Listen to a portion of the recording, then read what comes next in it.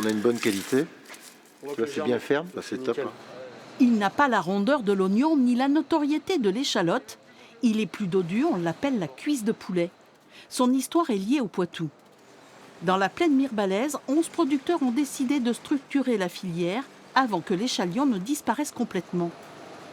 Ce qu'on recherche principalement, c'est surtout sa forme allongée et sa couleur cuivrée. Aujourd'hui, on a à cœur de remettre ça dans toutes les assiettes du département. C'est un produit qui commence à être oublié et on a un savoir-faire qui est unique en France et qu'on veut vraiment développer sur le secteur local.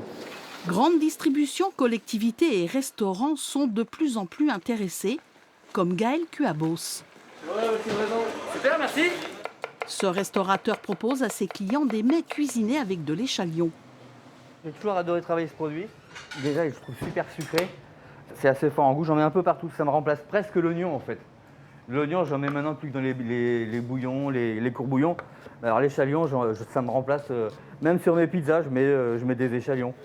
Les associés ont déjà trouvé de nombreux débouchés sur le marché français, mais aussi à l'exportation.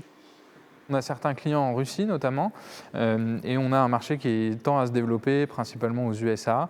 Et en fait, là-bas, ils consomment ça un petit peu comme du cornichon, ils mettent en bocaux et ils consomment ça voilà, dans la saumure. Les 11 producteurs ne manquent pas d'idées.